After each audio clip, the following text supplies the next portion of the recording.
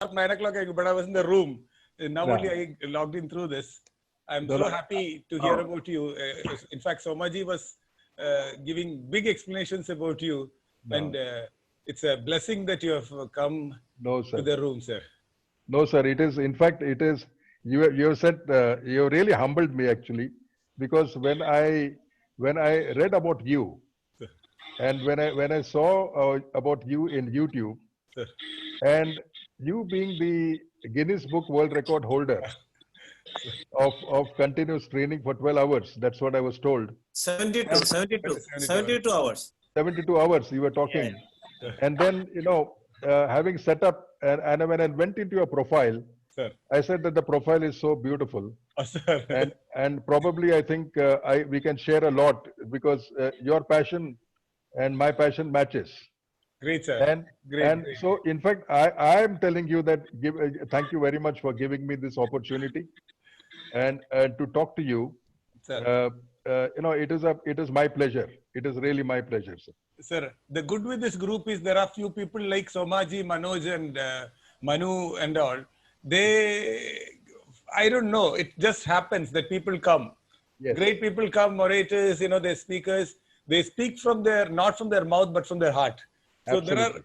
we are so happy and lucky. There's a group of us, with no limitation or anything, just it happens. That's it. Yeah. It just Yes. flows.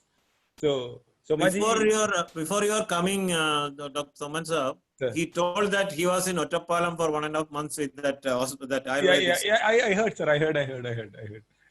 Yeah, Dr. Setu Madhavan. I mean, I don't know. He's got the power of healing so much, Yeah. that what I am today, I can tell you that what I am today is because of him. Sir. And I will tell you more as we progress. Yes, sir. I think we can start. Sir.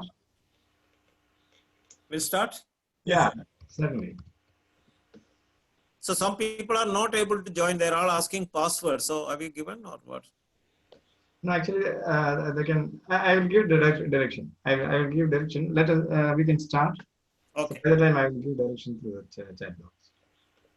All the participants whom I've given the links, I think they can join directly, right?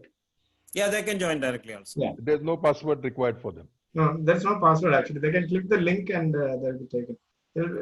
Maybe they'll have to give the email ID. That's all. They say no password type. She is getting Rituja. Rituja is your daughter or what? No. Yes. Right? Yes. Okay.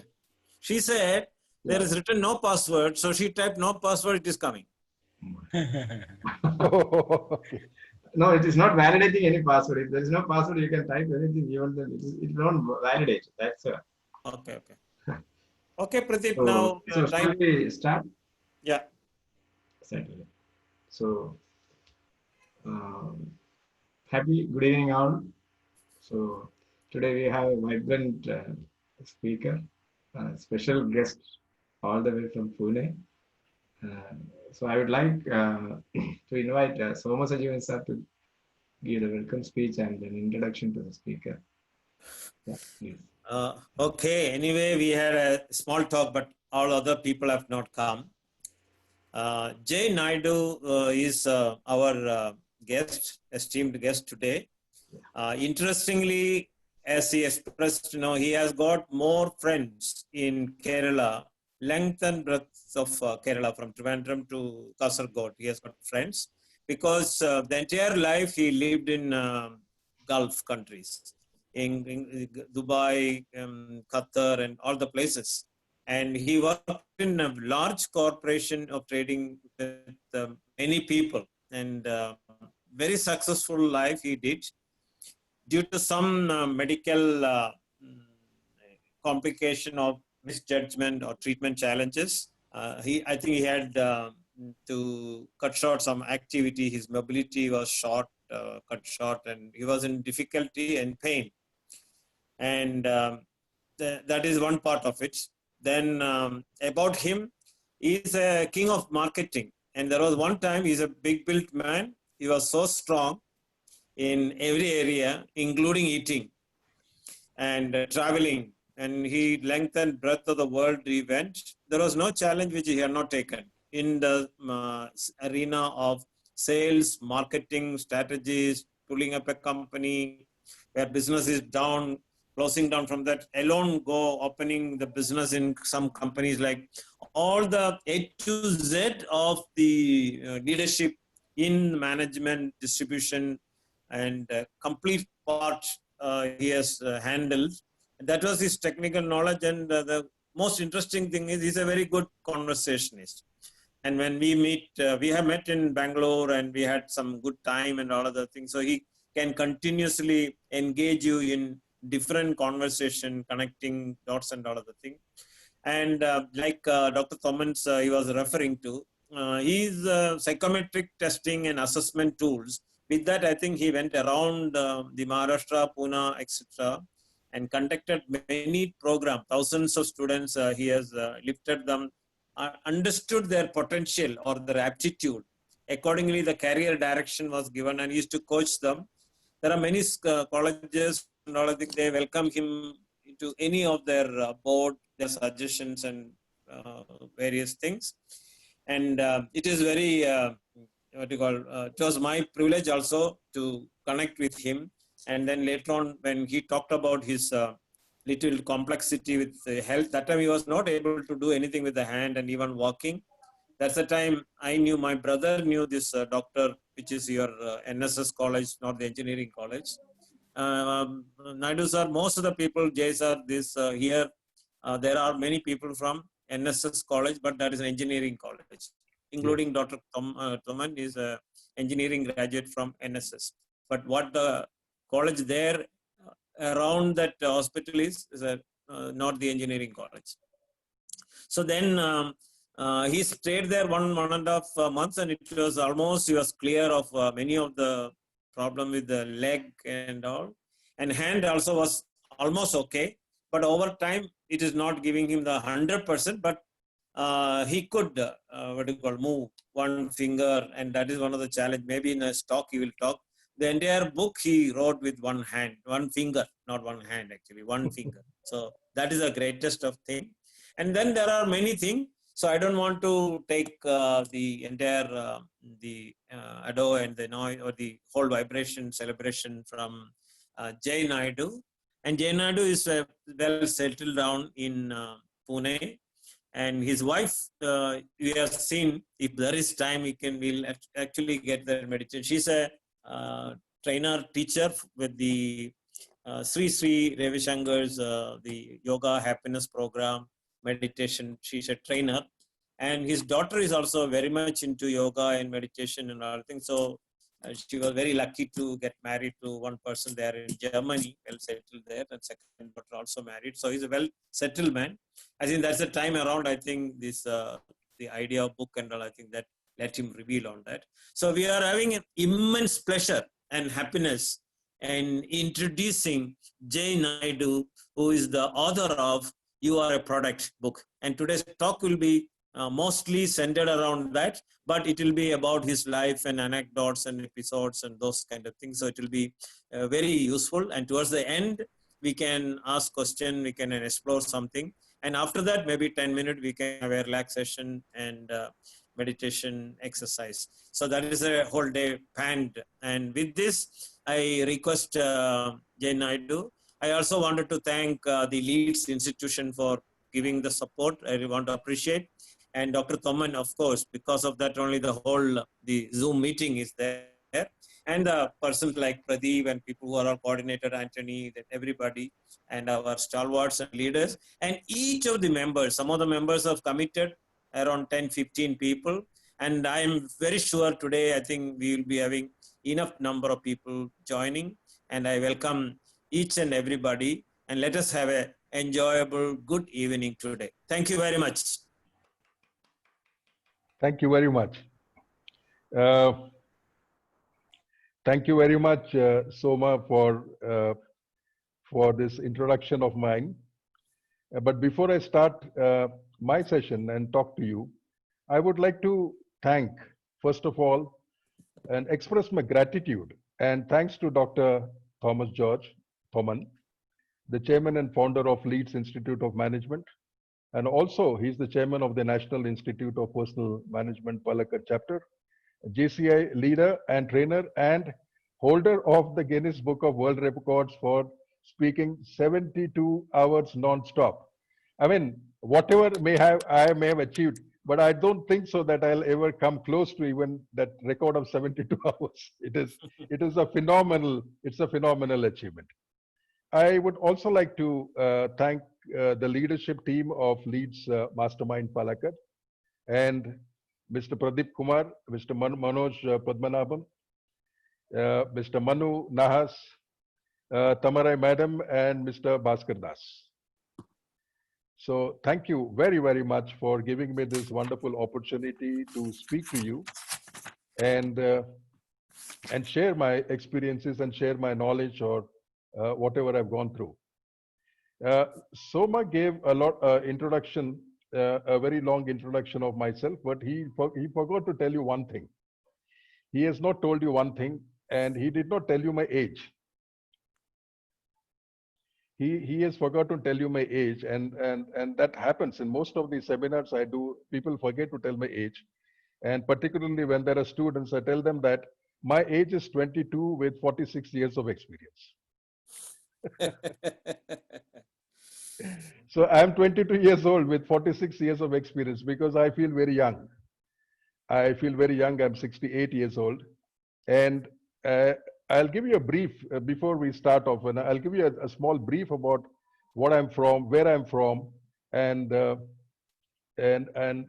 what am I doing in Maharashtra. Well, I was born and brought up in Maharashtra, for a small place called Sholapur. And my father was an engine driver in the Indian Railways. He was not the diesel engines of now or the electric engines, but he used to drive the coal engines. That it's a tough job my dad used to do. And then we have a family, my brother and 3 sisters, and we grew up there. I'm the youngest in the house, so I was the most pampered. My dad, today I'm going to talk to you about not only what actually inspired me to write this book and what I have been doing so many years. So one of the things I always believed is value addition. And therefore the subtitle of my book is How Value Addition Will Help You to Stand Out from the Crowd.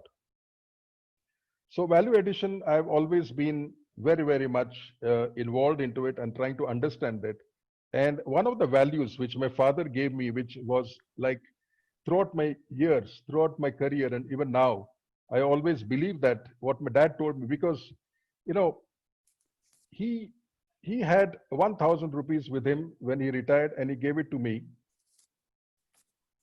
long back when I was in class 4. And he told me one thing, that I'm keeping this 1,000 rupees for you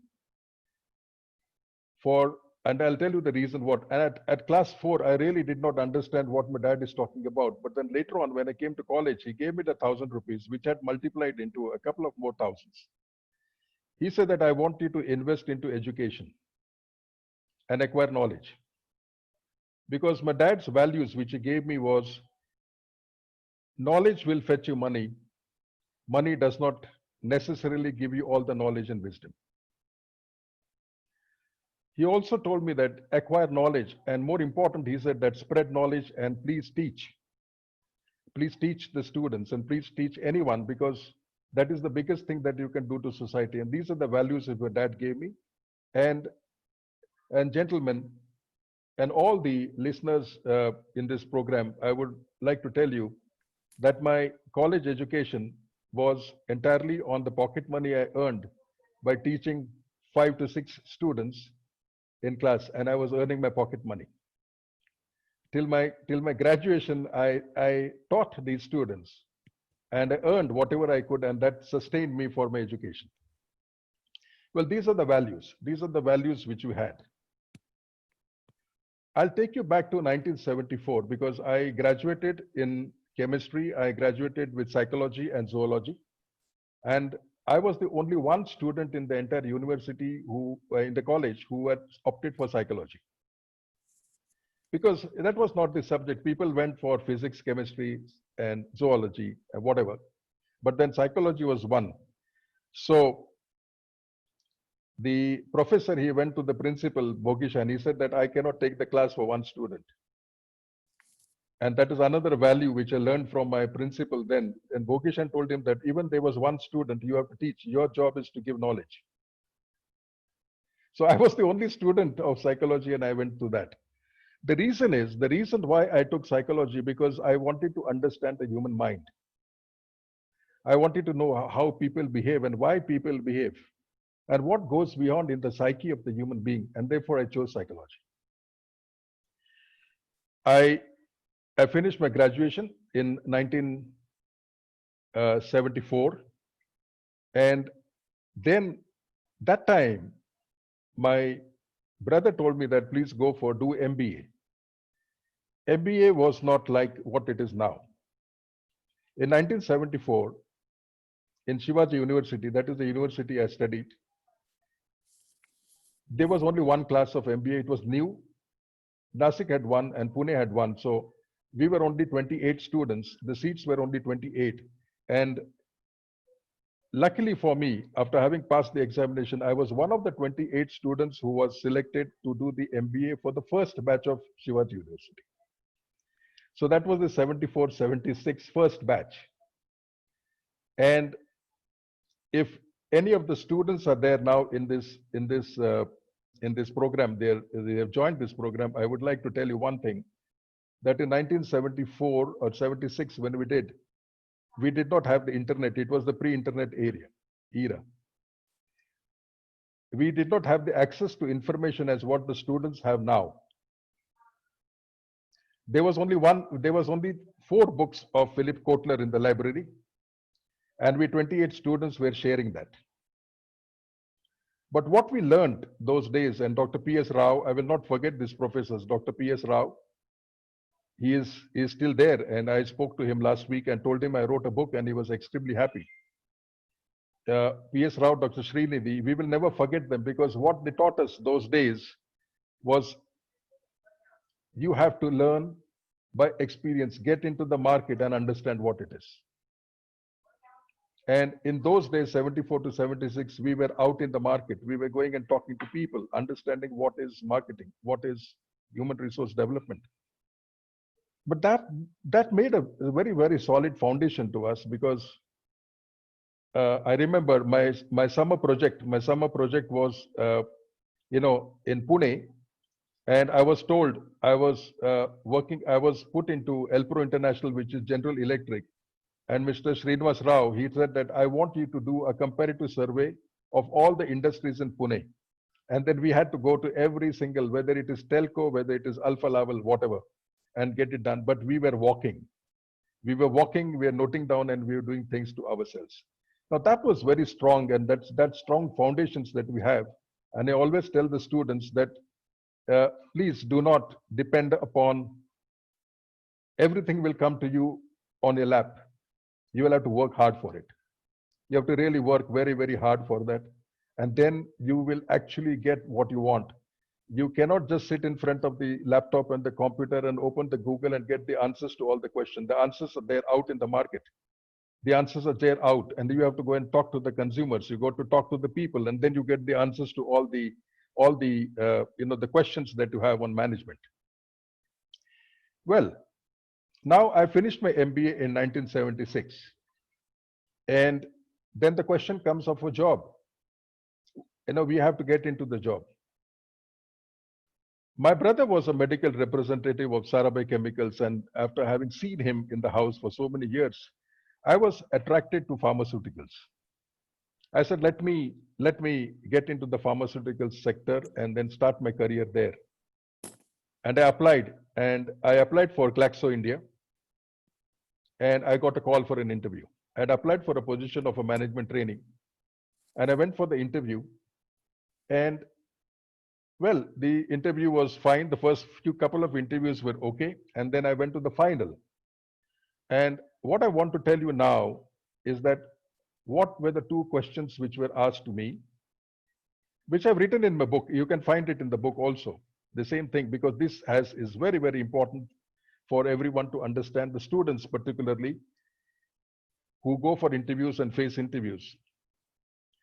I went to Glaxo, and for the final interview, when I entered the room, there were a big panel of people and all big stalwarts. I don't know them. I had never seen them before. Neither I know their names. Somebody were talking to each other and he said, TG, now, please ask him that question. I don't know who is TG. And then they asked me the first question. The first question in my career in Glaxo, when I went for the interview, was, Mr. Naidu, thank you very much for attending, for applying for this job in our company. But do you know that the company is going to be sold? What made you apply to a company that is on sale? That was a straight question by the panel. I said, yes. Thank you very much, sir, for asking this question. I know the company is going to be sold. It is going to be purchased by Boots. But I also know the managing director, John Medley, has given the charge to Mr. Tarun Gupta, Mr. K.S. Ramanathan, and Mr. Madhur Vaidya to turn around the company in 3 years' time. And therefore, I want to work in this organization, because what I will learn from these stalwarts in an organization which is turning around, I will never learn in an organization which is established. I will learn from the stalwarts what I can do. And therefore, the second question they asked me was, you applied for the position of a management trainee, but we don't appoint management trainees. We can give you a job of a medical representative. Are you willing to accept it? And why? If you're accepting it, why? I said, yes, sir. Thank you very much for being very frank with me. I'm not going to walk away from you saying that, thank you very much, I'm not going to work, but I'll say that I will accept this job as a medical representative for the reason that I know that I'm not going to be a medical representative 2 years down the line. When I get promoted as an area sales manager, I will be a better area sales manager then, because then I will know what motivates and what demotivates a medical representative. And then I'll be more effective as a manager. So why should I not work from the base rather than getting into the top and then I don't know how to direct my team? They said that please go out and collect your appointment letter. And I was appointed. And then I tell to the students, whenever I meet the students, I say that please do, first and foremost, do a thorough research about an organization when you go there. Try to understand and then have belief in the management. Try to understand who are the top leaders in the organization who are running this company, have belief in them. And then when you have belief in the leadership of the company, then you know that you are going to have a good career there, rather than not knowing anything about the company and just going for a job and taking up the job there. Another thing I always tell the students is that, because whenever I take interviews, when I was in positions, many students and the young freshers, they come to me, they came for, and when I ask them a simple question, and there are common questions asked, that what is your objective in the next 5 years? And most of the students, they tell me that I want to become the managing director of the company in 5 years. I tell them that, please, confidence is one thing, overconfidence is another thing. Please do not be overconfident that you want to be the managing director. You have to learn, rise up the ladder. The ladder in the organization, the ladder in the organization is large. There are hierarchies, and you have to learn, get up and go up. And that is what we have to do. So then coming down to the fundamentals, the fundamentals which I would like to tell these students are, see, the first job gives a fantastic foundation to your entire career. And I would always call them that it is a foundational skills that you learn.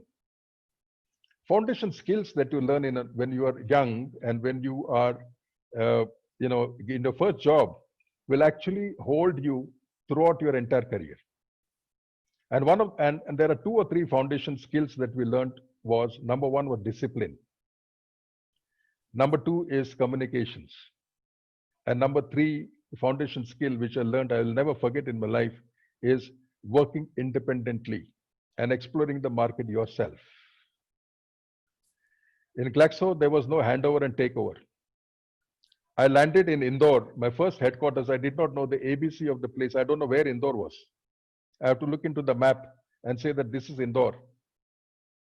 And I was given a ticket at 4 o'clock saying that take the train at 7 o'clock and go to Indore and start working there. Those days in 1976, there was no mobile phone. So I went to my sister's house in Bombay. I told her that please telephone dad and mom, tell them that I've gone to Indore.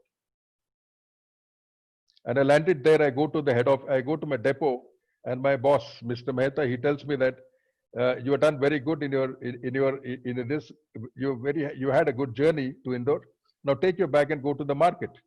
I said, I don't know anything about this city. I don't know anything about this place. They said that we have trained you. Now go and explore yourself. We don't teach you. And that is one thing which I want to tell every single student and everyone, every professional, young professionals, because even in the Gulf, gentlemen, when we had the sales team, managing sales team in whether they're cash van salesmen or key account salesmen, or I always tell them that you have got everything with you. Why do you want somebody to accompany you and teach you where the market is? Go yourself and find out. And then they realize that yes, learning yourself into the market actually gives you more than somebody else's preconceived ideas. So these are the foundation skills that we must know, and the discipline, because always my our training manager used to tell us that indisciplined manager will always have an indisciplined team. So as a manager, when in an organization as you grow, learn the fundamentals of discipline, how you have to be disciplined in your professional life and disciplined in your personal life. And then you can actually achieve. And communications. Today, the biggest problem I find when I go to colleges and others, and I ask, what are the skills required? And everyone says that communication skills. Communications is very, very important. And I tell everyone that please get hold of this. Because without communication, whether it is oral communication, written communications, whatever, these are the basic fundamentals that everyone should know, and every student should understand that and then take it up further from there. So it was a fantastic journey actually when we started off with the company. And the foundation skills which we learned even today, they are helpful to me. 6 years with Glaxo, and then that time entrepreneurship was not as much as what it is now. I was talking to my friend, he's an engineer, he was an engineer with Telco, and I said that let us do some business. And that time there was an opportunity for corrugated boxes. There was a lot of demand for packaging boxes. So we worked out the project, we did everything, took the land in MIDC and took the orders and went to the market to study it and placed an order for the machinery, etc., etc. And then the loan was sanctioned by the State Bank of India, and we went for the disbursement, and then we got a shock of a life. We went to the manager, Mr. Srinivas, and he said that, I said, sir, where is the check? The first disbursement. They said, sorry, Mr. Naidu, we cannot give you the loan because the Reserve Bank of India has imposed a credit squeeze. So we cannot give loans to you for the next 6 months. The 6 months went on for 1 year. And then the MIDC asked us to return the land. The machinery owner, where we had placed the order for the machinery, he was after us. And we lost a lot of money there. Our entrepreneurial venture went in smoke, and there was a big hole in the pocket. We didn't know what to do. My friend had a job, but I had resigned from the company. And then I said, now I have to do something. Well, they say that, when adversity, somebody is faced with adversity, that is the time you start really thinking and you start getting clarity. And my friend, Mr. Dudankar, I think he also must be one of these invitees today. He must be watching my lecture. He had just come back from Qatar. He was working for a construction company, Shapurji Palanji. He came from Qatar. He said that, why do you want to struggle here? Because whatever money you have lost, you can recover it very quickly. Why don't you look out for a job in the Gulf? And then I started applying for it. Was not easy. And in 1982, October, I was on the first flight to Oman. I landed in Oman in 1982. A new place, new country, new culture, new values, everything new. I mean, it was totally a new. But Oman was not like what it is now, so much developed. There was only one road. There was only one road in the country, no hypermarkets, no supermarkets. The trade was not evolved. It was just small shops, bakalas everywhere, and pharmacies, nothing much. Then, you know, you will ask me, what are the two challenges? And I've written this in my book. I was very good. My literacy was very good. My qualifications were very good. Everything was fantastic with me. My experience was very good. But then there were still two challenges, big challenges in front of me. And I want to tell everyone, every student who is here, that do not be happy that you got a degree today, and do not be happy that you got a percentage. Do not be happy that you got an experience. When you go to a new market, there are different challenges which probably are not prepared. So you have to be prepared for those challenges. And the two challenges which I faced was, number one is driving license. Unless and until you have a driving license, my general manager told me that if you don't get a driving license, you will be out of the company. We cannot afford a driver to keep you. So please, you have to pack your bags and go back to India. And number two, the biggest challenge was learn Malayalam. Now, Dr. Thomas George and Dr. Soma and others I can see a smile on your face, but it was a fact. They said in Oman, in those days in 1982, Arabic was not a big problem. Even if you don't know Arabic, the Omanis can speak Hindi. So you can talk to them in Hindi. But if you want to go to the market, you want to go to the supermarket, or you want to go to a shop, there you will find all from Kerala. And unless and until you know Malayalam, you cannot do business. Now that was a big challenge. I said, how? And my roommates and everyone, you know, because this company which I joined, for your information, was Oriental Pharmacy, was my first company. And my sponsor, the first sponsor, was Mr. K.C. Varghese. He was the first sponsor. And all the staff, Thomachan and Prasad, all from Kerala. My roommates were all from Kerala, but I don't know the language. How do I live there? If I go to the market, they say that, Ningalku Malayalam ariyama. I said, Nangalka ariyilla.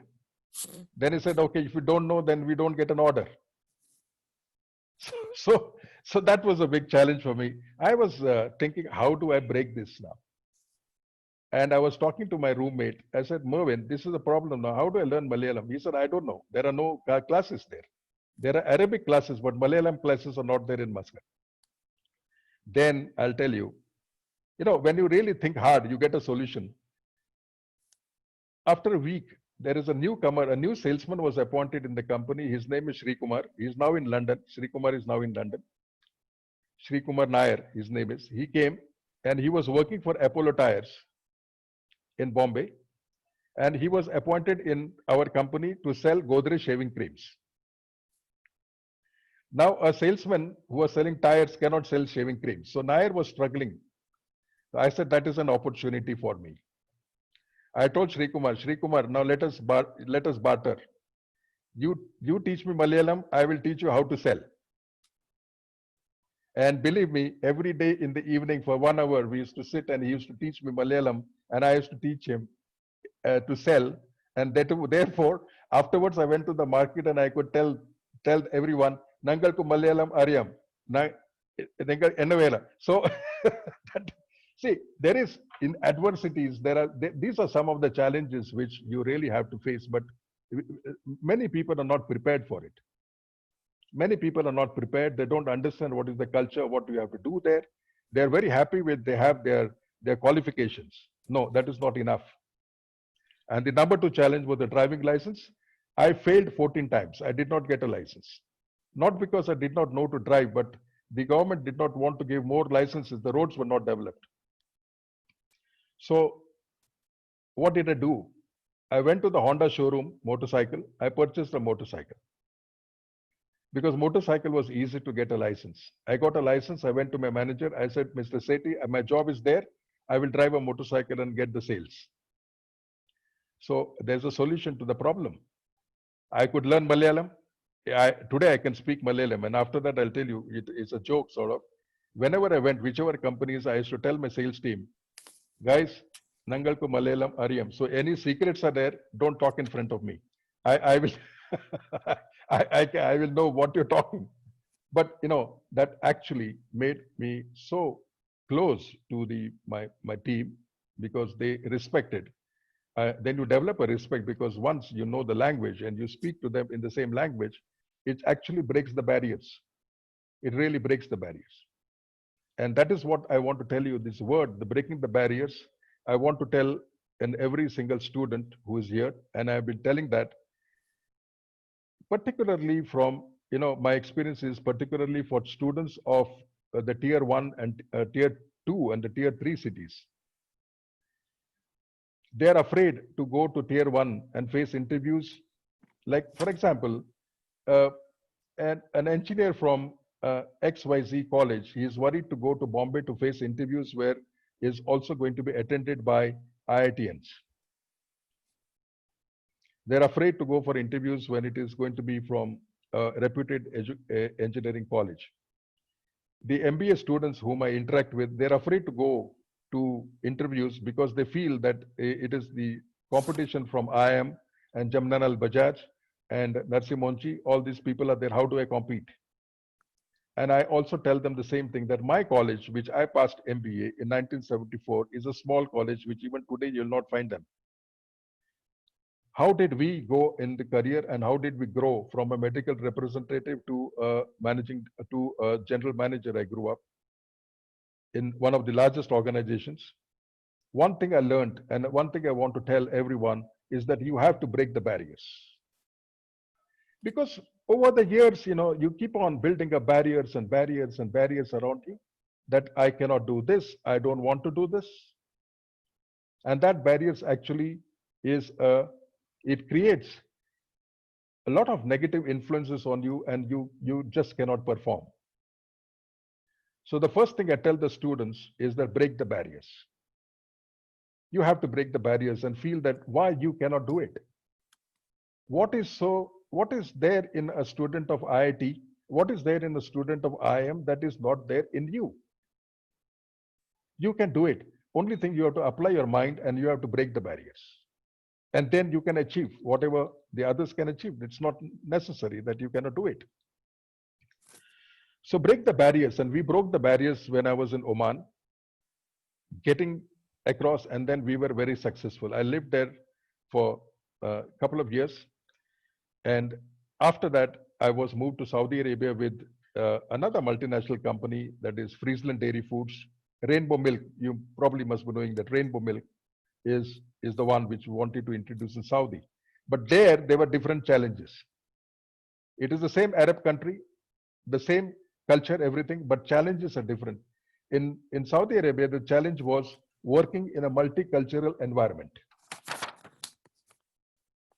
Why? Because my sales team, I was looking after Jeddah region, the Western region was with me.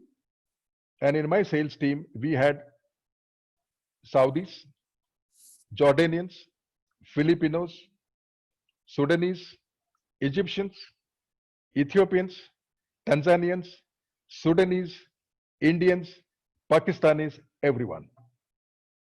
Now you have to be a manager to work with this multicultural team. And what was not necessary in Oman was absolutely necessary in Saudi Arabia. We have to know Arabic. We have to learn Arabic in Saudi Arabia. because the trade was dominated by Yemenis and Saudis. So what do I do? Here, Mr. Nair helped me. Sri Kumar Nair helped me. In Saudi, one of my salesmen, Hussein Abdullah, he's a Sudanese. He used to teach me Arabic, and I learned Arabic, and I broke the barriers there. So not necessary, you know, from where you are going to learn the knowledge from. Even a salesman in a team can give you the knowledge what a institution can give you. All that you have to do is you have to ask. You have to ask, and things will come to you. If you know, if you feel that you know everything and you don't want to ask, then you will never get anything. So that was the biggest barrier that we had in Saudi, learning the language and working in a multicultural environment, and that we broke. I'll take you to the third one, which is also there in my book. I was again transferred to Oman. I worked in Oman, and then I moved to and one of the biggest challenges, if you ask me, was the shift from the fast moving consumer goods, FMCG, to steel. I was called by the managing director of a steel company in Oman, Jazeera Steel in Sohar. And Mohammed, the managing director, he called me. He said, Jay, I want you to work as an export manager in my company. I said, sir, thank you very much. But then I don't know. I've sold shampoos, I've sold soaps, I've sold everything, toothpaste, but I don't know how to sell steel pipes. He said, that is the reason why I want you. I said, please explain to me that why do you want me when I don't know? He said that I don't want anybody to come with preconceived ideas. I want somebody to think out of the box. We are a small company, and I want you to, in the next 2 years, I want you to open 50 markets for me. Right from United States to Australia, New Zealand. I said, oh my God, that's a big challenge. He said, no, you can do it. And believe me, Dr. Thomas and the other dignitaries, that challenge I picked up, and that 4 years with Jazeera Steel was probably the best in my career. Because you get into a company not knowing a product. You don't know anything about the product. And there is resistance from the company people already, because they know that who is this person? He doesn't know anything and he's come to work with us. A lot of resistance, new product, new companies, and the new territories. I don't know anything about the United States. I don't know anything about Canada, Europe, US, and Africa, and New Zealand. I picked up the challenge, and in 4 years, we broke a record, and we exported 42,000 metric tons. The reason is that thinking out of the box, we created a blue ocean strategy that no other competitor, whether the competitor was from China or Turkey or Philippines or Korea, nobody could compete with us. The Americans wanted our product because how we supplied to them was entirely different than what others were doing. And that is what we call it, like it's a blue ocean strategy that we applied. Customer management by value addition to supply chain was the theory which we used. And when we attended a program organized by the Indian Institute of Management, Ahmedabad, in Dubai, I was one of the participants, and Dr. Arindam Banerjee and Dr. Piyush Sharma had attended. And they told me to make a presentation of how did you achieve it. And I did that. They took that presentation. And I'm very happy to inform you that presentation today is one of the case studies in IIM Ahmedabad. It's something which we did. And therefore I feel that, like not necessary that you have to have some challenges of don't go after these usual ones that you have. Try something different, and don't be afraid to try something different. You have to think out of your box and do something different, and success will come. Only thing, you have to apply your mind and you have to apply your thoughts, and things will start happening to you. Not necessary that they don't happen. So that is another challenge that we had taken up, and we created that, and we did that. And we were very happy, and that was the best part of my career actually. Now you'll ask me that how did I come into the education sector? I'll tell you, in 2008, that time I was the general manager of 4 companies in Oman. Oman Euro, Oman Agro Industries, Oman Hygienic, Oman Chemicals, and Ajay Enterprises. And I said, I want to take a break. I was actually traveling across the world, and I said, now I want to take a break and keep time for myself. I came to India in 2008, gave up my job without nothing in my hand. Absolutely, I had nothing and no plans at all. I came to Pune and I went for my daughter's admission to one of the schools, and the principal, she asked me, Mr. Naidu, what are your plans? What are you going to do? I said, I don't know. I don't know. She said, why don't you go upstairs and meet the founder and chairman of our education sector, and he will be very happy to meet you. I went up and met him, Mr. Navle from Siagat Institute of Management. And he said, what are you going to do? I said, nothing. He said that I want you, because I've got professors and I've got lecturers, but I don't have people with corporate experience. I don't have. And right now, I'm appointing you as a professor in one of our education institutes. And your job is not to teach theory, but please teach the faculty and please teach the students what is not taught in the books of management. And that is what I wanted. I took up that job, and from there, I started my career into the education sector, and I started developing the students and the faculty. That is the time when I realized that the students, there is something missing. There is a gap. What the students' skill sets are and what is expected of the industry, there is a big gap, and how do we bridge that gap? And that is the time when I really started working on employability, and that has become my passion.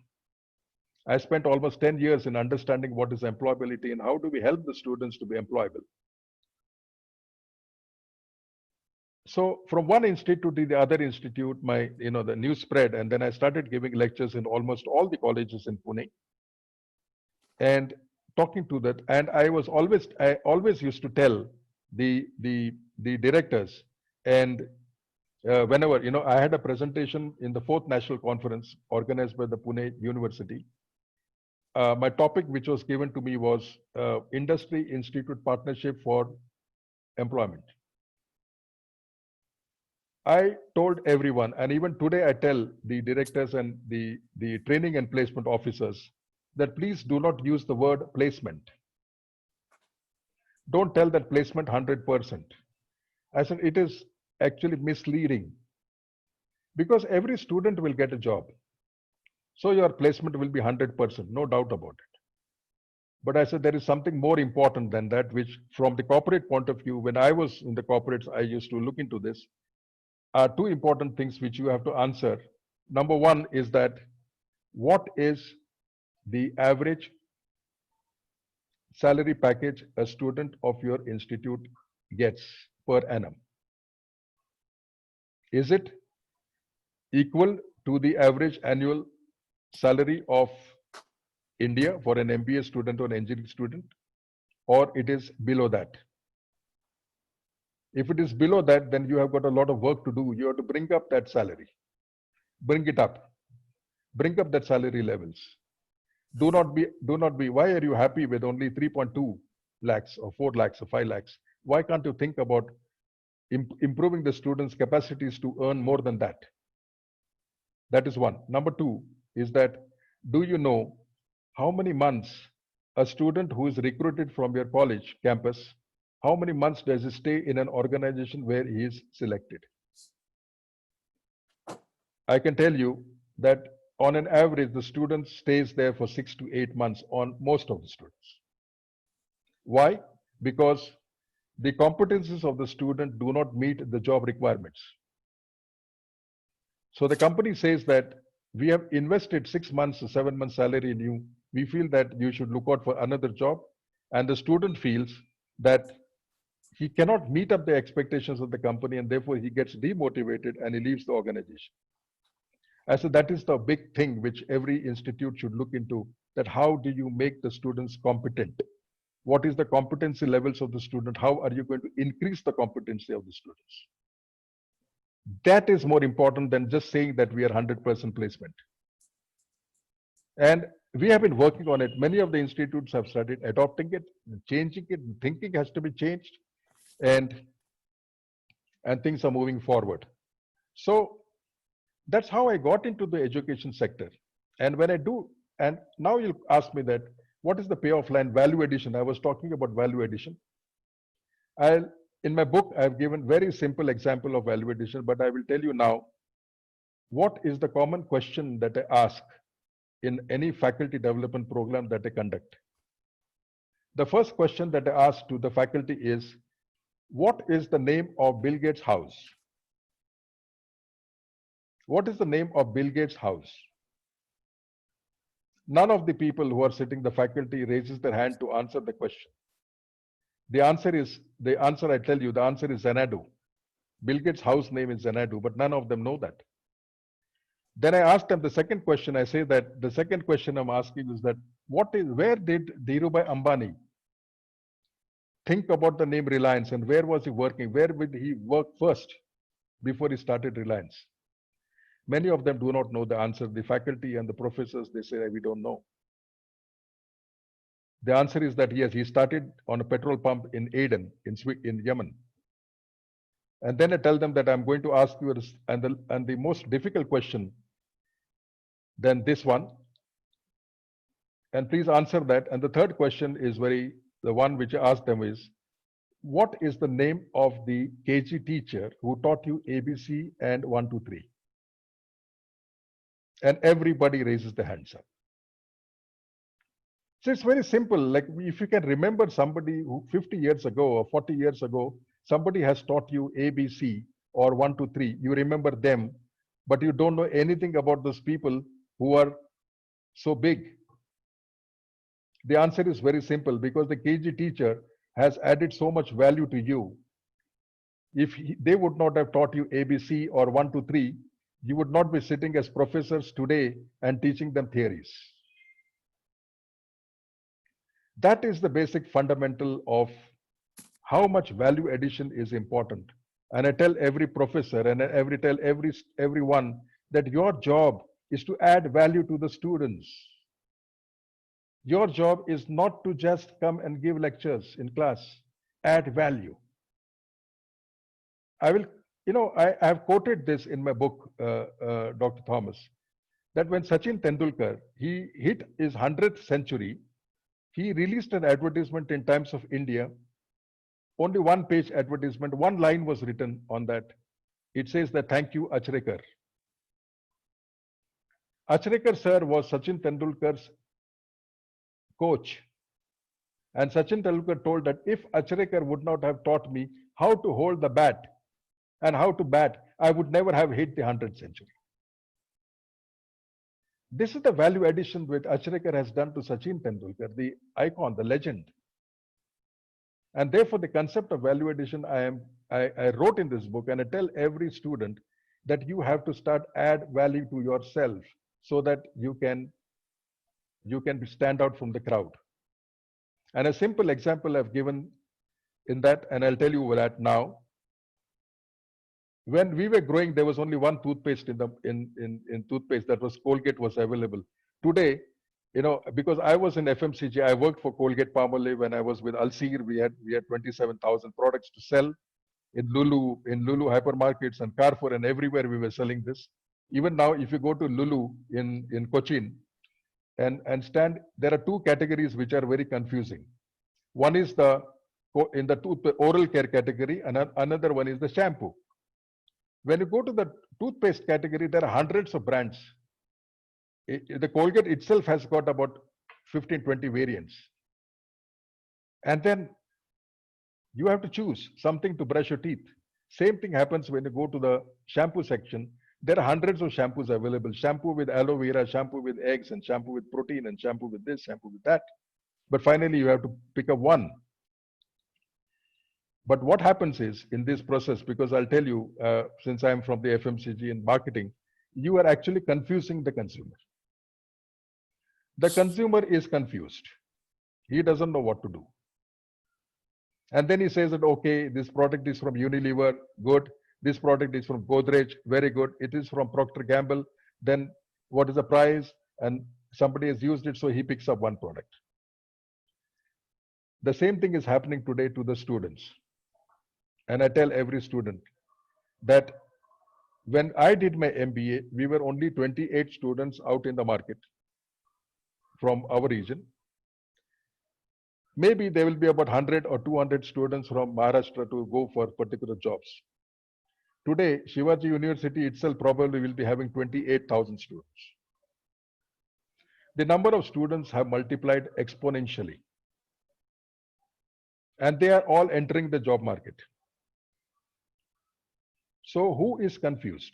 With so much of products, every student is a product, so many products are available today. So who is confused? Like a consumer who is confused in front of a toothpaste category, the biggest confusion is the HR managers who go for recruitment. They don't know I should take a student from IIM, or I should take a student from Jamnalal, or I should take a student from MIT. I should take a student from here, where I should take, because the ingredients are the same. And there, unless and until you actually add value, you will not stand out from the crowd and picked up for a job. And that is what we tell the students, that you have to add value to yourself. Like Close-Up came to the market, it added value by introducing gel. You have to be different. You have to be different to do that. So this is the basic fundamentals which every student should know, add value to themselves, and then they have to stand out from the crowd, and then it goes up. Build up confidence, break the barriers, work in multicultural teams, understanding cultures, and knowing the macro and micro economics of the country to really find solutions to your problems. If this is not done, only knowing communication skills, or only knowing negotiations, only knowing this is not enough. There is something more has to be added, and that is where the value addition comes up.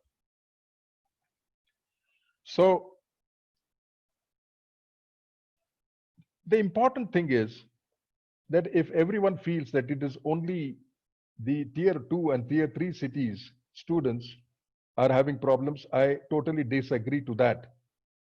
Because I was talking to, today I am also the consultant to IIT Madras, Bodhbridge company. Bodhbridge is based in Chennai, and it is started by IITians. And I'm a consultant for them. They have got 2 wonderful products for self-assessment and for placements. And we are now we talk to many institutes in Pune and other areas, and people have started using those tools, wonderful tools that they have. So when I talked to Bodhbridge and the IITians, they said that the problem is not only with others. They said that even the IIT students are confused today. They need guidance. Yesterday, I had a conference call with one student who is an IIT IIM. He is lost. He feels lost in the jungle. So I had to sit with him and counsel for 1 hour. And now he says that, okay, I'm looking for a job. Now you tell me, a student of IIT IIM also needs counseling. And what is skill sets development and how you have to stand out from the crowd? It is something which is beyond the normal manuals we get on personality development. It is something beyond it. And that is where my focus has been. And I've written the book purely because it is my own personal experiences I put in there, because students I know, they do not want to read a manual. They want to know what others have achieved it. And I've really put it there into that book. So now when Thomas, Soma Sajivan has introduced me, he said that, and I was really touched with the message which is sent on WhatsApp on the folder, that you have risen like a phoenix. And I will tell you that, yes, in 2014, I was still the general manager of Alseer in Abu Dhabi. I was heading a team of 250 people, and big brands like Reckitt Benckiser, Dettol, and all these brands were with us. The job was very good. I was doing very well there. Suddenly, I was paralyzed completely. I was on a wheelchair. I came to India. I told my CEO that, sir, I want to go back. He said, wait for a couple of days. We'll take care of you. But then till I find a replacement, you cannot go. I waited for 3 months. I worked from home. The company was very good. I mean, they gave me all the facilities. I was working from home and achieved whatever the company wanted. And then I came back to India on a wheelchair. I went to the doctor, and the doctor here said that my wife, he said that if he is not going to be operated in the next 5 days, he is going to live like a vegetable throughout his life. I underwent 5 major surgeries in 14 months. And everyone said that now it is finished for Jay. I mean, how is it going to come up? Today, I'll tell you, thanks to my family, to everyone, my well-wishers, and to Dr. Setu Madhavan, who really put me back on my feet. Today, I'm, the last couple of years, I'm up and about. I travel, I drive my car, I walk. only thing I said, I can only type the laptop with one finger, and I wrote this entire book in one finger. Now the question is, why did I write the book? And there I tell students that, see, don't be worried about lockdown. Everybody today is concerned about lockdown, uncertainty, what is going to happen to the future. I did 3 seminars last month for colleges saying that, how do you face the uncertain situation? That was the topic. And I tell everyone that this is not going to remain permanently. We have seen so many things in the past. So many shocks have happened. Earthquakes have happened. The SARS had come. The swine flu has come. So many things have come. They will come and go. What you need to really do, and what really happens when it comes to the lockdown period, is people, you have to bring out your creativity.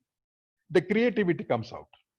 You have to really start thinking. And I tell every student that please utilize this time to develop your skills. Learn something new. Why are you worried about it? This will go. This will go. It will go after 1 month or 1 year, but then this is not going to be permanent. You have to utilize this time to develop yourself. And that is what I did. Now, the book I wanted to write 5 years ago, but due to various pressures, I could not. I told my wife, and I'll tell you, she's been an inspiration for me. She said, she locked me up in the room. She said that you get into the room, sit down, put your heads together and write this book. And I wrote this book in 40 days. 40 days I finished writing this book, and I was very happy that it was published on Amazon. And why I wrote it? Because I wanted to pass on this message to every single student and every single person. When I go to colleges and give lectures, I can give lecture to 100 students, 200 students, and I did that so many. Probably by now I must have given lectures to almost over 10,000 students or 20,000 students. But I want to reach this to as many as possible. So I said the book is the best medium, and the publisher told me put it on Amazon because it will go to the world. Everybody across the world can read it. And yes, and that was one biggest motivator. I said, no, I have to write, and I will write this. It's a simple, small book. But then I think one of the students the other day, she purchased the book. She's from MBA student. I said that, Sabia, I mean, the price is $199. Do you feel that it is expensive?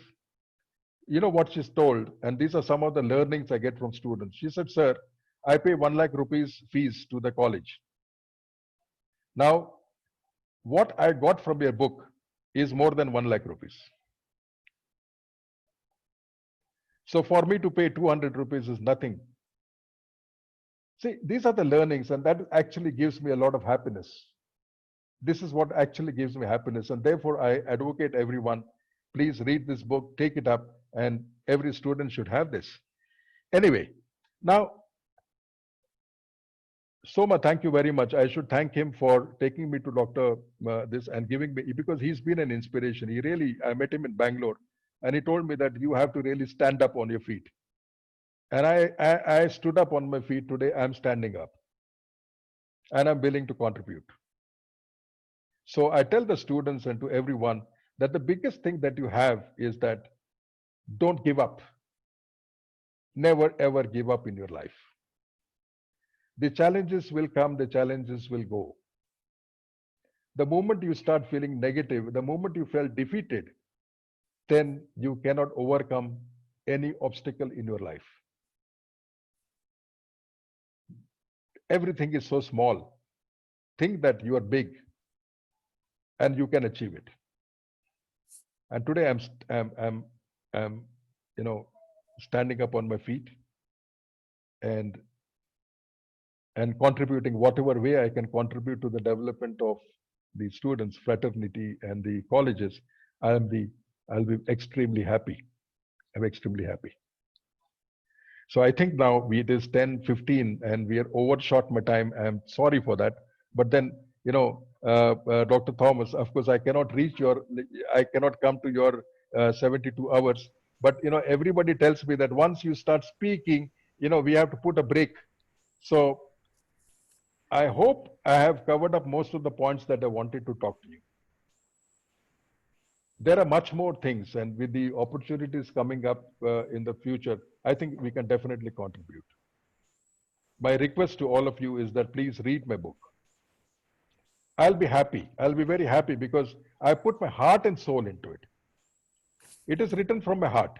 It is written from my heart, and it is something very, very beautiful. And today, with such a beautiful and people around me, I am actually privileged. Dr. Thomas, I repeatedly tell you, please, thank you very much for giving me an opportunity to talk to you and to see you personally. Now, what I'll do is that I will give this mic to my wife, Anupama. She wants to talk, and Dr. Soman said that she wanted to do some meditation, something. She will talk to you on it. Please, 1 minute, sir, please. Yeah, clapping. So,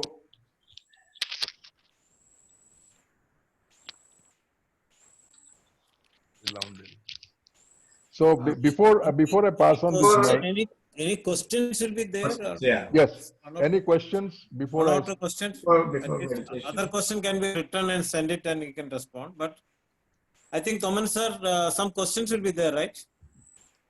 Yes, sir. I'm trying to read it, sir. It's all good comments. It is appreciations.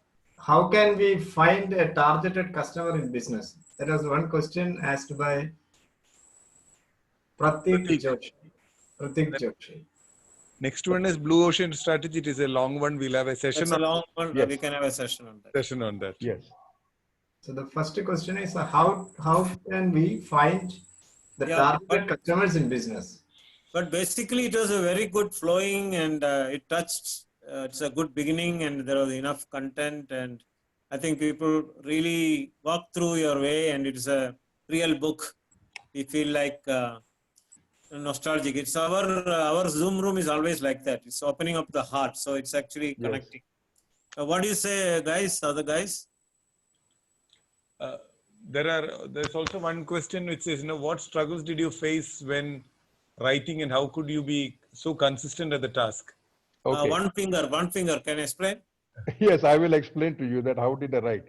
The number one thing is that the most important thing what you need to do when you have the book is to give a structure to it.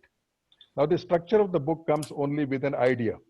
So you know what your idea is. My idea was that I have to pass on the concept of value addition through the book.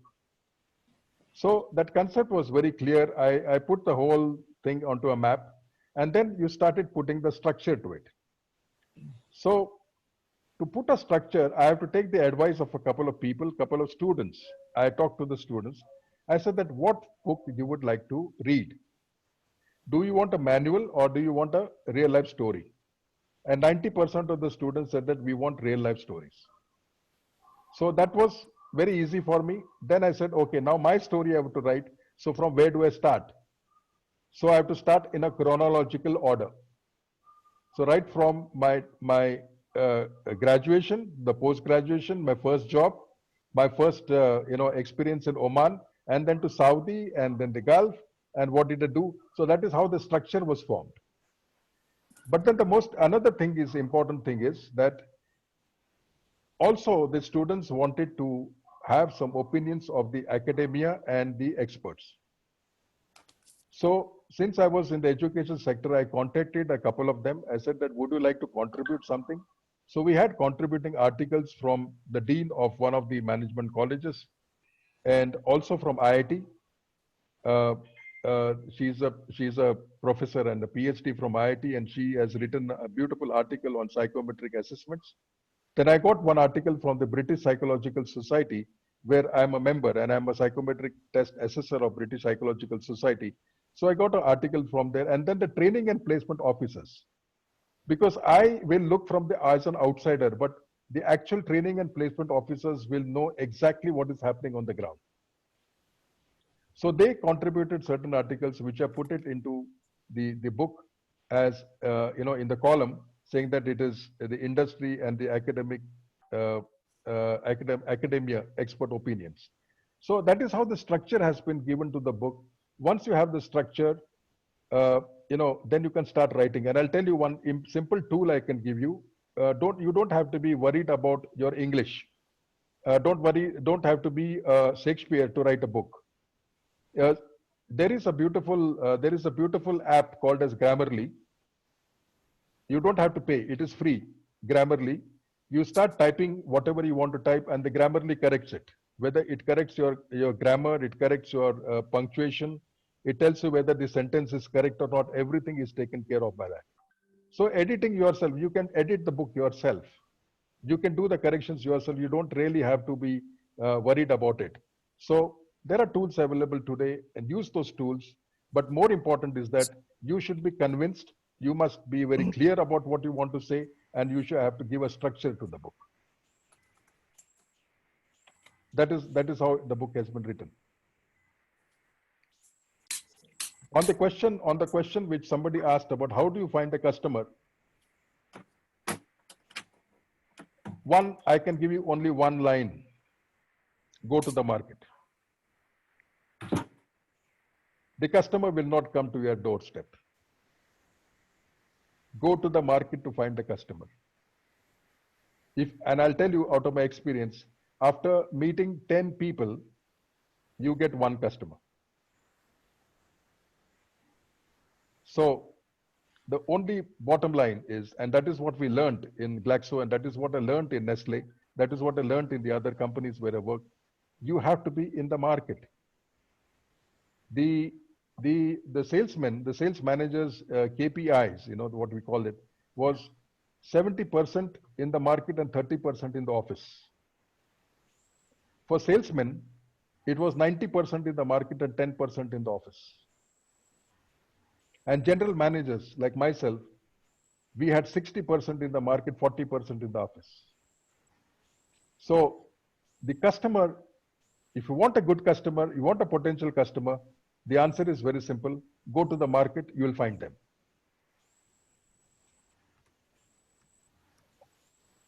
Yeah. Any other questions are there? I'm willing to answer. Next, another question is students leaving the organization in the first 6 months, a great issue. How to equip them, or we can help them to stay? Yes. Now, what happens, Mr. Pradeep, is, as I told you, the competencies of the student do not meet the job requirement. So what we should be doing is, when the HR managers, they come for recruitment, you should ask the HR manager that what are the job requirements of your organization? What do they really look at the students? And then provide them the students who are having that requirement. Then they stay longer. What typically today is happening is that they recruit a student because the assessment time they take is half an hour at the most. And that is the reason why we tell everybody, please do a self-assessment. And My Choice, My Future, I mean, this is one of the tools that I've been using. Please use it. There, before you go for an interview, the student should know his strengths and his weaknesses. The student should know his personality before he even goes to the market. Only then he will know whether he will be able to fit into that particular job or he doesn't fit into that particular job. Like many students, they say that when I do the assessment test to them, this My Choice, My Future, they say that I want to become an entrepreneur. When the report comes, when the assessment report comes, he is scored very low on risk-taking ability. So I tell the students that if you cannot take risks, then you cannot be an entrepreneur. Because the entrepreneur should have the biggest capacity of an entrepreneur is to have the risk-taking ability.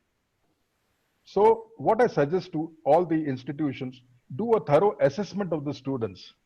And many of the companies have started doing it. Many institutions have started doing it. They're using My Choice, My Future, or the assessment test.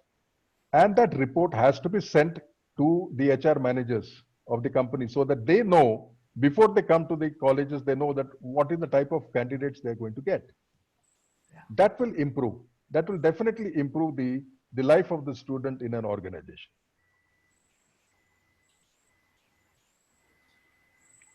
Nowadays, placements are done in bulk. Yes. Daily, one company comes for recruitment. Always, it's a mad rush. How is it possible to know details of every company? I think some students are throwing these questions. Yes. Now, I would suggest that, there are certain wonderful tools which are available. The institution should look into that very seriously. Probably I can send the details to Dr. Thomas and to you separately on the email. And one of the most beautiful tools that we are using, in fact, in Pune, MIT in Pune started using it, and a couple of other colleges have started using it. It is called as Placement Ready, where it is designed by IIT. It is designed by IIT Madras, and it is run by IIT. 24/7 support is given by them, and any company, whether it is Wipro, whether it is Capgemini, whether it is Tata Consultancy, or many of these, the students are already preparing for the mock tests. They prepare them in advance so that they know that, tomorrow if Wipro is coming, the student is prepared for Wipro. If Tech Mahindra is coming, they're prepared for that. So these are the mass recruiters, like, the IT companies. So, through this, and it is, it is the most important, easy thing to do. You have to prepare them. And tools are available, they really have to practice it. I will send you the detail, Pradeep Kumar sir and Dr. Thomas. I will send you separately. So I think as the last question, what made you take new assignments, new segments? What made me take new assignments? Yeah. Challenges. Number 2, something new always brings you out of the comfort zone. If you're doing the same thing again and again for years and years, you get into a comfort zone. And when you get into the comfort zone, your learning stops. You stop thinking, you stop learning, and you start getting rusted. So unless you move out of the comfort zone, one of the things you can do is to move out of comfort zone is to take up a new challenge. And that is what happened to me. I moved from pharmaceuticals to FMCG. From FMCG, I went into steel sector. From the steel sector, I went into education, and I kept myself young. I kept on thinking. So not necessary. What happens is that the learnings of the previous organization, you can always fit into the next organization. What I learned in FMCG, and I always remember Mohammad Musa when he told me, I want somebody to think out of the box. So he said that you guys are good in marketing from FMCG. Why don't you apply the same in steel industry? And we applied it and we brought success. So number 1 is challenge, accept new challenges. And number 2 is that get out of the comfort zone. You should move out of the comfort zone. And then you are always thinking and you are always young.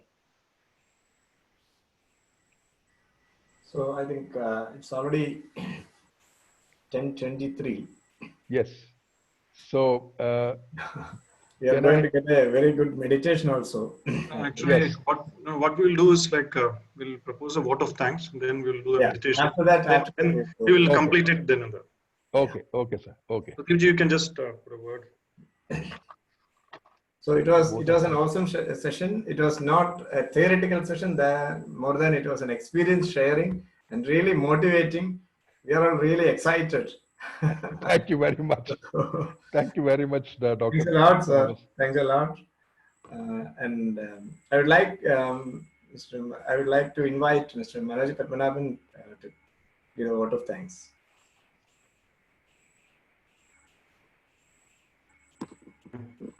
Yeah. What an awesome session. Oh, thank you. Simply to put it as like words of wisdom. Yeah. Good evening, everyone. I am Manoj Padmanabhan, a small business owner at Qatar and a proud member at Mastermind. Today, I consider it's my privilege and honor to have been asked to propose vote of thanks on this special occasion. I, on behalf of Mastermind and all attendees present today, would like to extend the vote of thanks to the Honorable Jay Naidu, who blessed us with his presence by taking out his valuable time and for sharing, to repeat again, the words of wisdom. Let me share some salient points from today's session so that it reverberates in your mind, because it is a thought which takes you forward. Breaking barriers, breaking the barriers. There is no failure. It's only feedback. We need not be afraid about failure. The only thing is we need to be resilient. Just get up, learn from the marketplace, as you rightly said. Do not forget where you came from. Do not forget the footsteps. Do not forget your masters or your gurus. Increase your competency level. Always try to upskill yourself. And most importantly, the thing which is missing today, follow a value-based approach. You might have heard from the talk, the initial talk, he mentioned about the value system. That is very important, because when you look back after a certain point in time, it is a value which people are going to remember. You will be remembered for your honesty, transparency, and integrity. So that's a great point which he shared with us. And a lot of practical tips for students. I'm sure many have benefited today. Invest in education and gain knowledge. Money will not get you the wisdom. I'm going to add some more to it. Just wait for a while. Never ever give up, but be a resilient person. My congratulations, my heartfelt congratulations goes to all the attendees for being thoroughly professional and also for showing a kind of great cooperation. I would like to say that you have displayed a very good cooperation and an exemplary attitude. You asked very good questions. You have been interactive. We really like that. Behind every program, there is a thought. There is a good thought. Here, our thought, the thought at Mastermind is to serve the society and to do the value addition. I would like to take this opportunity to thank few of the people behind Mastermind. Firstly, Dr. Thomas K. George. You heard a lot about him. Sri Bharatdas, Nair Sir, Manigandanji, Hari Krishnan, Sutish, Nawaz, Thamara Ma'am, Manikantan, Santosh Koroth, Anthony Joy, Jitin, Shiba Ma'am, Shamsuddin, Sutish, and many, many more. I'm sorry if I have missed someone. And definitely, without the attendees' participation, we will not be definitely successful. So you would like to keep sailing with us. We will be continuing with many more programs in the future, definitely value-based programs. So I would like to also thank Pradeepji for providing all the technical support. Pradeepji, I remember you. I didn't miss you, definitely. All right. So, and also I would like everyone to read the book. Value addition will help you to stand from the crowd, and you are a product. So you heard a lot of things. To understand more, you need to get this book. Learn from the marketplace. Learn it yourself. An important quote, Give a man a fish and you feed him for a day. Teach a man to fish and you feed him for a lifetime. This is a principle of alleviating poverty by facilitating self-sufficiency. This is the content which is shared immensely throughout the session. So with that, I really thank everyone for being present here today. Definitely Mastermind will come out with more value-added sessions in the future. I would like to, we would like to receive wholesome cooperation from every one of you. And we would like to thank you for being present today. And from the bottom of the heart, on behalf of Mastermind, to everyone out here, and specifically to Jay Naidu, and also to Somasajeevan sir for taking the initiative. I kept it for the final moment to give him a special thanks, for taking out the sessions and bringing out a lot of talented, professional, thoroughbred speakers. So we would like to pay our respects to Somasajeevan sir. With that, namaste again to everyone. Thank you, thank you, thank you.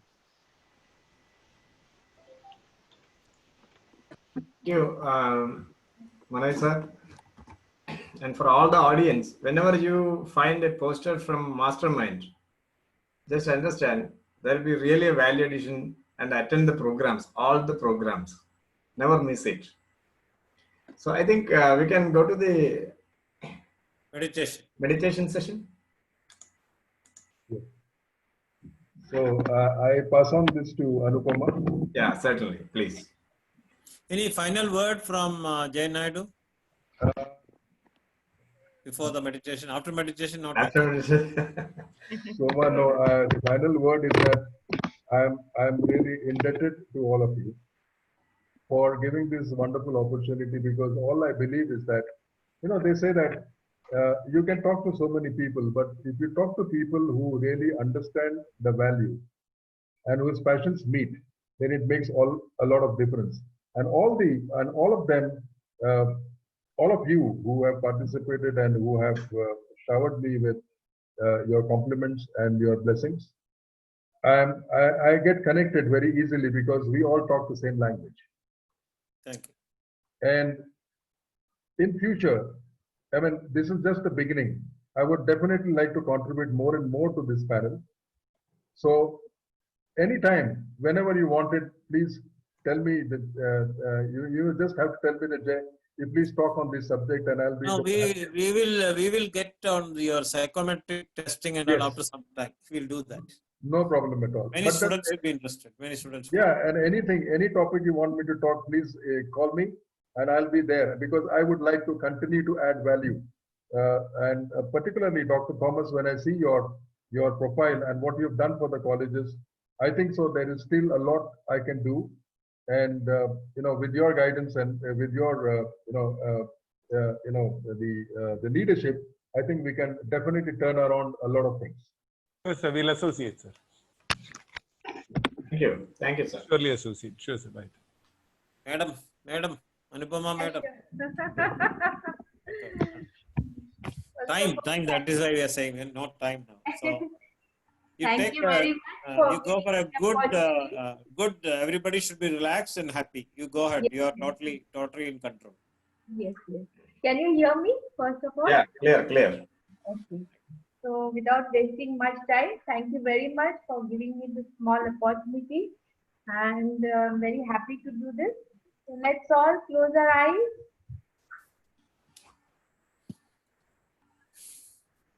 Am I audible? Yeah, clear. Audible.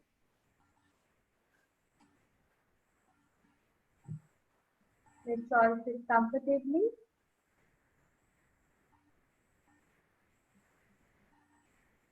Little more increase the volume. Yeah, sure.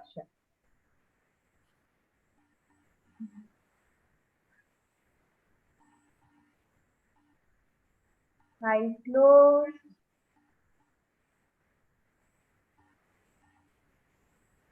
Sit in a very comfortable and relaxed position.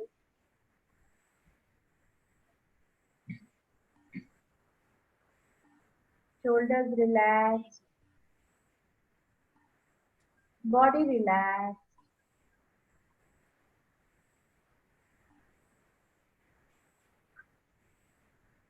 spine erect.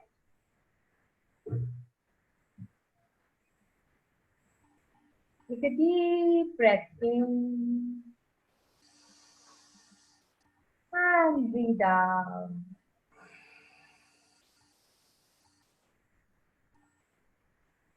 One more deep breath in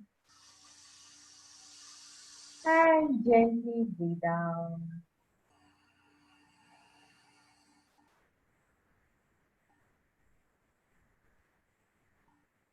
Become aware of your breath.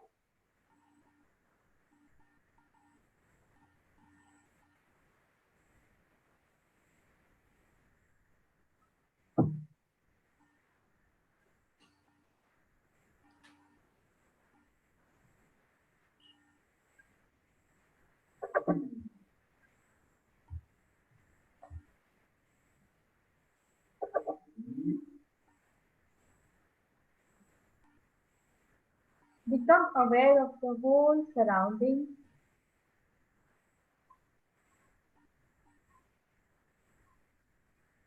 Become aware of all the noises around you, whether the fan, the AC, whatever be the noises around you.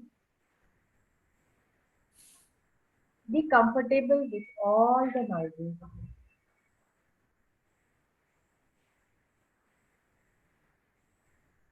Accept all the noises around you.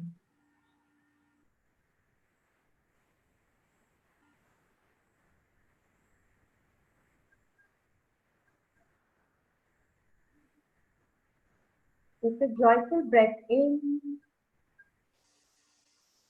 and breathe out.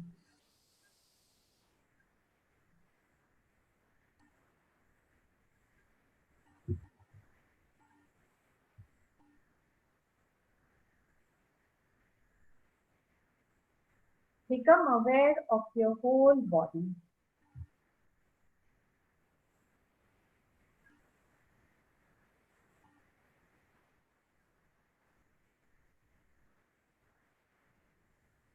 Become aware of your feet.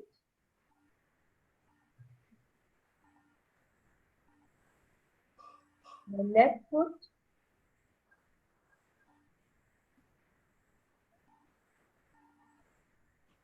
left leg, left knee, left thigh, whole of your left leg.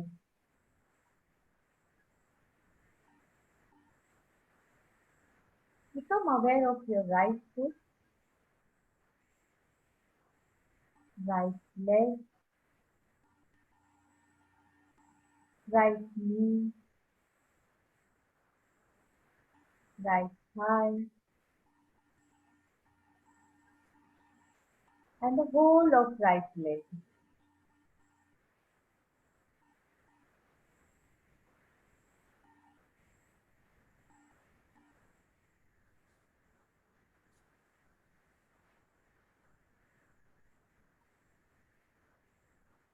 Become aware of your abdomen,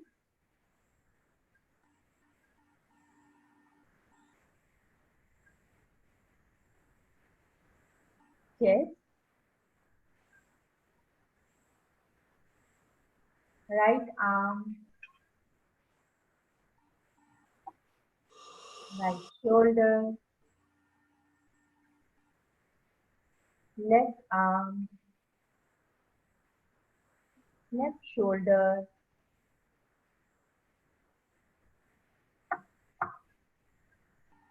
throat,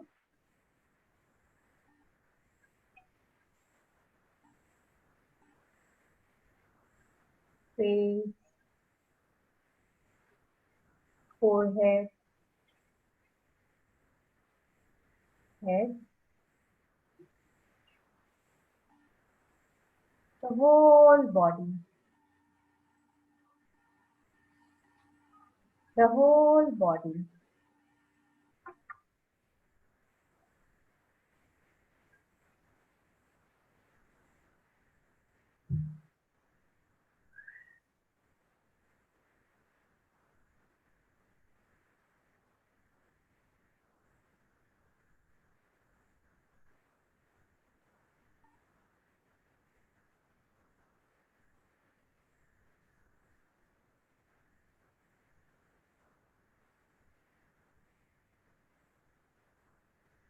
Become aware of the space around you.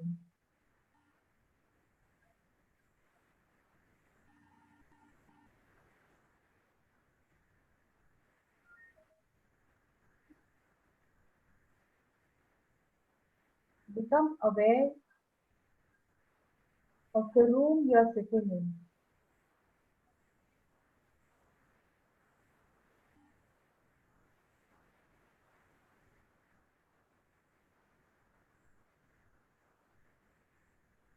Become aware of the weight of your body, your place on the seat.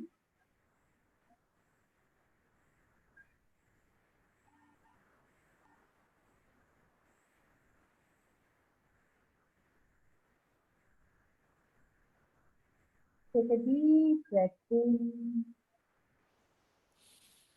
and let go.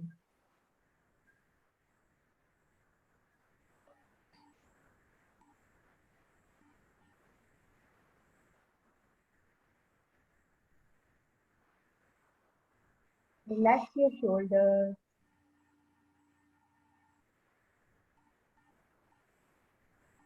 Relax your whole body.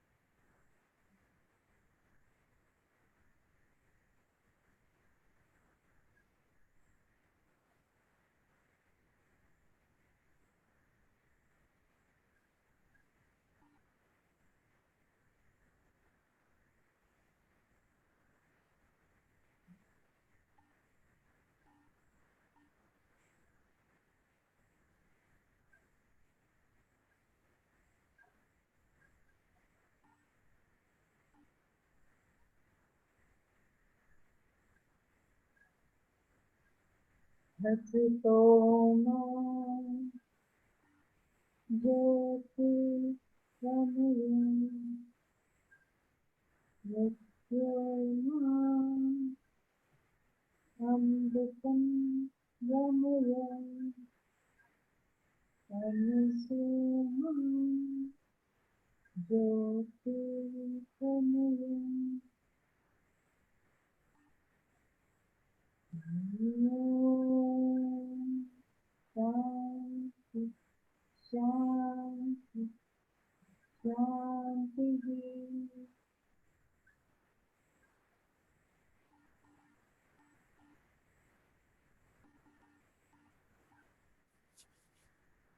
ॐ सर्वे भवन्तु सुखिनः सर्वे सन्तु निरामयाः सर्वे भद्राणि पश्यन्तु मा कश्चित् दुःखभाग् भवेत् ॐ शान्ति शान्ति शान्तिः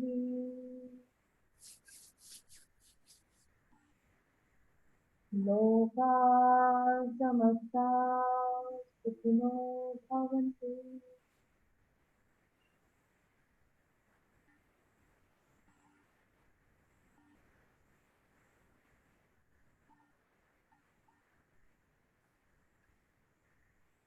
Peace with you all.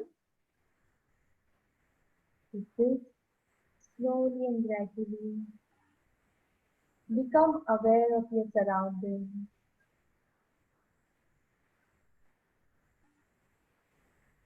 Become aware of your body.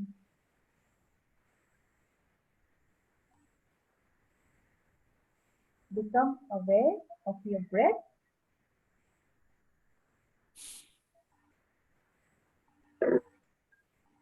Take a joyful breath in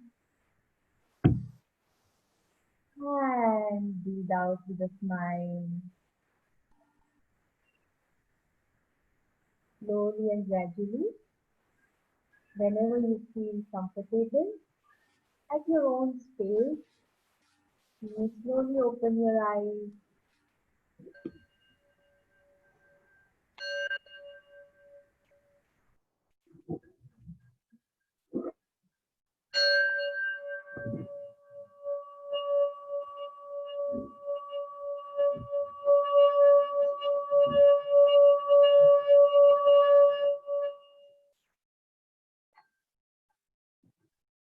Excellent. Excellent. We would like to invite you to this group because we have every day evening we have a meditation. Yeah, lovely. She will be very happy. Be part of the family. You It's have a the lovely vibration. family. You I have the must- vibration in your voice. That- We close the program with meditation. That's what we do. Thank you so much. Wherever we find people with value, we just add them to our family. It's a lovely family, I must say. It's a lovely family, and we felt very comfortable being part of this family. We never felt, both of us. Yes. I was in the background listening, but I felt that it's a very long association we have been having, and the feeling was very warm. from It is all of like you. this, no? The world is one family. Yes. Yes. That's the approach we are following. Yes, yes, yes. It is You will- mutual. It is a mutual feeling. We also feel the same. Madam and sir, you understand this when you start reading the chat messages for you. Yes, yes, yes. I was listening in between. Fine, ma'am. Thank you. Now, what I would suggest is if all of you all can share your email IDs Sir. on WhatsApp, you can send it to me so that we will be connected. Yes. I can share a lot with all of you, and then we'll see how we can strengthen our relationship. Basically, we want to strengthen it, and we have to take it up further. We have to Yeah, go we to the next definitely level, do and we'll do that. In fact, if we had told Anupama that please come to Kerala and settle down, she will pack her bag today. Today she'll pack her bag and she will come there.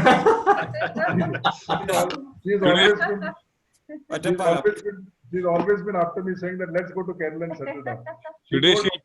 Today she'll pack the bag and come yesterday. She told Actually, Sethupathi- Ottappalam is very close from this where Dr. Thoman is there. No? From Yeah, there, 15, 20 kilometers.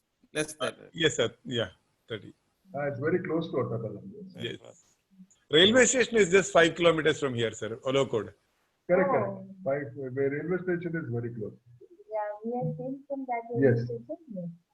So Kerala always has been like, it is a part of our family and we always felt so comfortable. And this year, in fact, we missed an opportunity. Had it not been for the lockdown, in August, we were planning to come down to Kerala and stay with Dr. Sethupathi there for 1 month and be there. But then, anyway, we never know when this lockdown will be lifted. But at least through this medium of Zoom, we are at least able to connect with all of you. Yes. And the moment the lockdown is lifted, then we will be on the flight to Cochin and then to Ottawa. There's a message. Oh. There is a message for you, dear young couple. Please come in for our in-house program. 22 years old. We will definitely do that. Thank you very much. You made our. We will definitely love to come. No problem at all. We are already. Yeah, thank you, sir. Thank Bye, you, sir. sir. So anything, whatever we can, please feel free to tell us. No, even Manoj Jandal will be talking. He's very active in Gulf countries, so we can talk about the books and we can connect. No problem. We'll connect, definitely. Sure, sir. And Thank so you. please, Soma, please share the email IDs of all of them. Yeah, I know. I would like to send them a personal note of thanks. Yeah, and we are part of the family. And we are part of the family. Privileged to be That's part it, of sir. the family. No formality, sir. Be here Yeah. in the group. You just put a word. That's it, sir. Sir, I have shared my WhatsApp number. So people who would like to share the email ID, please send Yes. so that I can hand it out to Somasajan sir or Naib sir. Thank you. Thank you so much. Thank you So very thank much. you. Thank you, Jay. Thank you, Soman. Thank you. We'll connect tomorrow morning. I'll call. Yeah. We'll have Okay. to go. We'll have to go to Bangalore once all this over. Via Palakkad. No, we'll I have am Palakkad. Good idea. Palakkad. You know, advantage is Thomas Sir Leeds College that has got guest house is almost like a hotel, and entire activity in the college is run by students, including there's a housekeeping department, F&B department, reception department, everything. So students who complete the program, it's a residential program. They will be the accountant, they will be the driver, they will be the farmers, they will be the cooks, chefs, and hospitality. Everything they learn before they reach the. So your competency, what you're talking, I think in training it will be there, but with your tool, maybe much more we can enhance.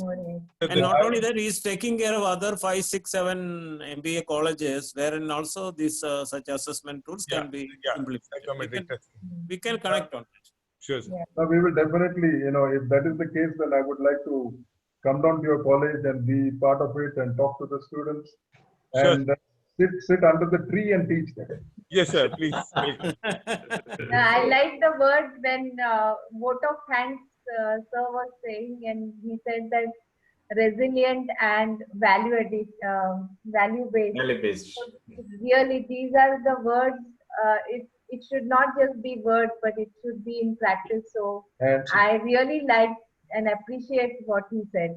We really believe in it. Life is, yes.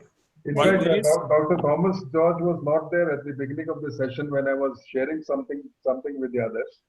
And Dr. Thomas George, my association with Kerala is more stronger last year because my son-in-law is a Kerala. I heard, sir. The second son-in-law. I was not here, but I was in the other room. Yeah, so his name is Rahul Koshi, and his father George. His name is also George. George Koshi. They are from Muattura, Kodamangalam. no, they are close to Chennai. Kottayam. They are from Kottayam. Kottayam. They are from Kottayam. So Sure, sir. There are reasons for you to be here. And Yes. Dr. Sandesh from Nepal is asking, when can I come to God's own country? Yesterday, sir. So we are planning to have an HR. There are so many people, HR conclave for all the students. We will arrange. So you will be one guest from Nepal, maybe from Sri Lanka. We'll have a big bash of it. All the masterminders will come there, and we will have a big program, sir. I call all the college students. Right, sir. Actually, Dr. Sandesh was one day speaker. Yes. Excellent speaker. Now he is part of our family. I just give a hint. You can catch it. There's one more. Thank you day before yesterday. Yeah. same level. Good, sir. Sure. Thanks a lot. Thank you. Thank you. thank you you, very sir. much, all of Good night, you. good night. Good night and Good night. be safe. Good night, Jay. We'll connect. Thank Good you. night. Good night. Thank you. Right. Bye.